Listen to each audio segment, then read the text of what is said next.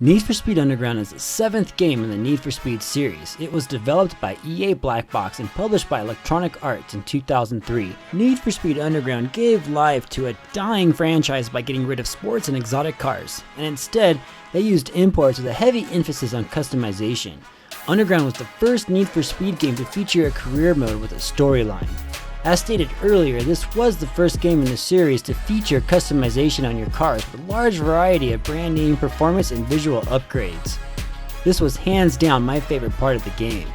Another new feature was that all races took place at night in a city full of bright lights, and I must say, this was awesome. When I played Need for Speed Most Wanted, I always missed the awesome neon lights everywhere. Need for Speed Underground is available for Gamecube, PlayStation 2, Xbox, and Windows. It's also available for the Game Boy Advance. Of course, the GBA version was different than the console counterparts. It actually played pretty well, but looks terrible. Growing up as a kid, I never liked the 3D games on my Game Boy Advance because they look so bad. I prefer the 2D or top-down perspective like Zelda games. There's more to this game than just racing. You have 5 modes. Circuit, which is pretty standard.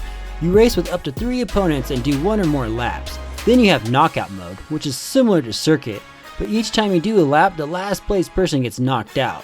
There's Sprint, which has no laps, just a beginning and an end. Drifting, which is frustrating and fun at the same time. In this, you just drift around corners trying to rack up the most points.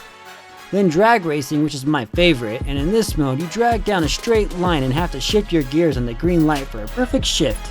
Underground also features licensed music from famous artists of the time. I must admit, I still sing that opening song during the menus. Whenever I played this game, that song always got me pumped. The game was a huge success for EA that they made a sequel titled Need for Speed Underground 2, which was also a huge success. Let's take a look at this scene again. Notice the license plate on the PC. It's not on the consoles. Also, the Gamecube doesn't have as much shine compared to the others. Now, the draw distance is about the same, but the Gamecube is way more blurry. Notice the windows in this building. Now, I am using component cables on all 3 consoles and at their max resolutions, just so you guys know. The PC is using the 13AG widescreen fix. This doesn't change the graphics in any way, just allows support for widescreen monitors. Take a look at the anti-aliasing. I can't really tell if it's worse on the Gamecube or the PS2, or the same. I know the Gamecube is more blurry, but it's hard to see which one has more jagged flickering going on. What do you guys think? Look at the street. I think the Gamecube street is better than the PlayStation 2's, and the Xbox's is better than the PC. Same with the Xbox's headlights. They look the best. Everything else on the Gamecube though is more blurry. The controls all play well and I had no issues. Only when trying to figure out where the shift button was during drag racing did I have a hard time. All the controls are different. Here's another comparison here. The headlights on the Gamecube look great, but again, everything else is blurry. Now let's see which console won the drag race. There you have it, Gamecube wins. As frame rate goes, I didn't notice any slowdowns while playing this game. I don't know how to capture FPS from the consoles just yet. It's a difficult process and probably a costly one too. Moving on to this screenshot, look at the trees. The Gamecube shows no detail. I know it sounds like I'm bashing the Gamecube, but it's just what it is. I love the Gamecube, but this is just the worst port of the game. Minus the headlights, everything else is blurry. All in all, they're all great ports and the game is highly addictive and amazing fun.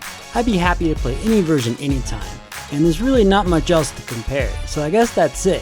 Hope you enjoyed my side-by-side. Next side-by-side will be Resident Evil 4, and don't forget to check out our other great show, Game Over Bros, which I do with my brother, Sega Kid. And enjoy the short preview. Take it easy, guys. This is how he checks. This is how Spider-Man checks mail. I just take the whole mailbox with me. I get a lot of mail. He's very popular. Very popular. I am Spider-Man. Okay, I have a lot of fans. I'm kind of a big deal. I'll check the mail right there. Oh, there's nothing there. Oh, it's Sunday. It's Sunday. Damn it. Oh my God, I'm gonna need that mailbox for tomorrow.